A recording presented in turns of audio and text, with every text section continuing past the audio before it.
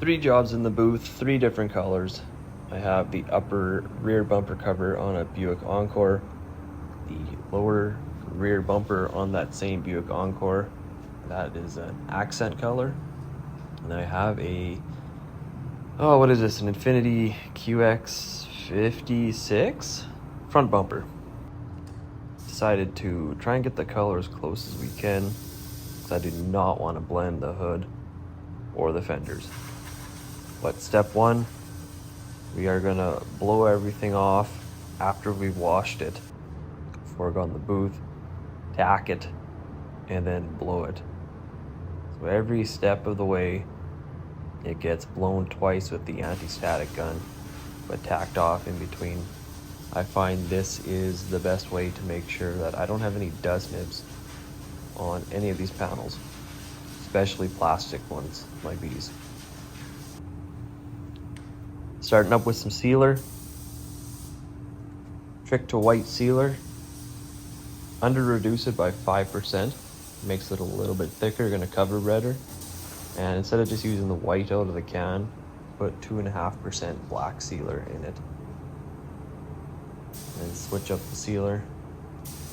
I ended up just mixing up more gray into the same cup instead of burning up a second cup.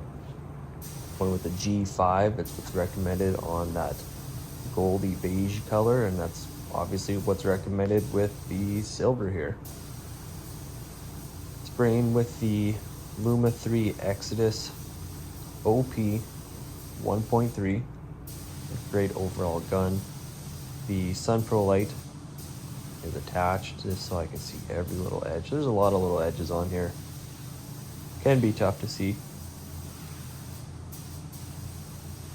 I also got their paint suit on, which right here is really handy because there's little padding in the knees, so it doesn't hurt so much when you are squatted down on the floor trying to make sure you can see and reach everything. Highly recommend this paint suit strictly from the padding. So I got three colors to do. This is a white pearl WA485B. Needed 3 paint guns, so I pulled out the Fuji Spray MPV8. Figured, why not give this one a shot? And then I got my Luma 3 Exodus right here. And then, oh, not quite yet. Can't forget about that fender flare. And boom. Get some color on that. I found it easier just to spray it, tape it down to the table there. And then right here is the Meiji Finer Core. So Meiji, yeah, I'm trying to get my gun dialed in because I was spraying some acrylic letters for a sign. I shrunk down that pattern. What I do when I'm setting the pressure, I'll set it at 22 with the fan wide open.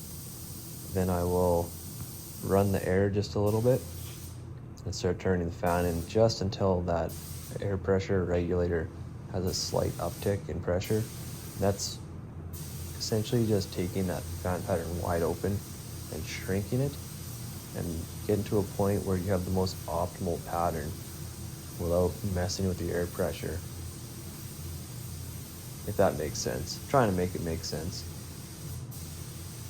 But the air pressure will go up strictly because you're not messing with the air, but you're trying to force more air into a tighter, smaller spray pattern.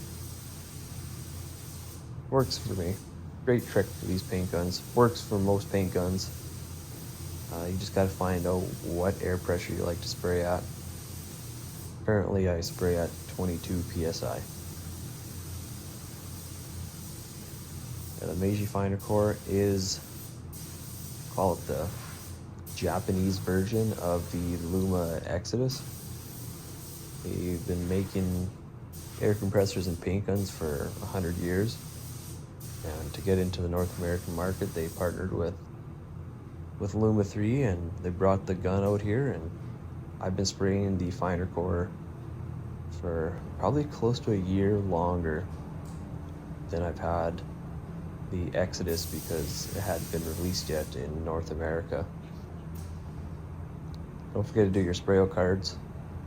We got the white, we got the gold, and we got the silver. Got to spray it exactly how you want your job to look so that when you hold it up against the vehicle, you know you got a good match. Here we got some matte finished clear coat. We have an additive that we put into our clear coat to give it a matte finish. Not every clear coat is going to be high gloss. The Encores need a matte finish just so you have everything looking as premium as you can. I know it's a cheap car, but it's still gotta look like $1 million when I'm done with it. Make sure you get everything. Break up your bumper into sections if you need. Broke this up into 5 sections essentially just to get the face of it. There's the Exodus. Good look at that in the Sun Pro. Got the base on. I had 2 coats of white and I did 3 coats of pearl on this one. I actually sprayed GM's other white pearls, WA140X. That had a better match on the chips that I had seen, and the camera shot also told me to spray 140X. Then the Sprayo card I did in booth confirmed that that is 100% the right choice. It's okay to go off the board and decide to spray a color that isn't the correct paint coat, because at the end of the day it's just all different toners and ratios of paints to make a color. Whatever works, doesn't really matter. Right here is always scary to get all the clear, because find that is the area where you're most likely going to get runs. Right where all the inner edges are for fog lights, they can be tough. Back of the booth here is really dark, so this light comes in really handy here. The nice thing about this light, it also, you can use it to check coverage in the booth. So you get your base coat on, turn your booth lights off, and you can check to see that you got all your edges and everything has enough paint on it.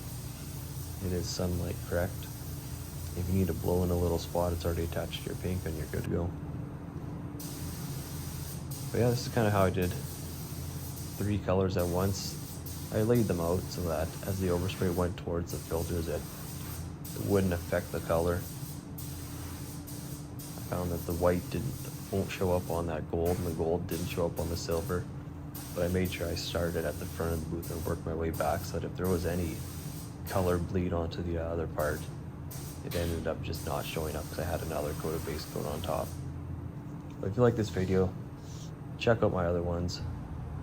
Let me know what else you'd like to hear or know from me in the auto body or painting world, but I will see you in the next one. The white bumper was a 8.5 out of 10. The gold was a 9 out of 10, and the silver bumper I would say was a 9 out of 10 color match. Very happy with the results.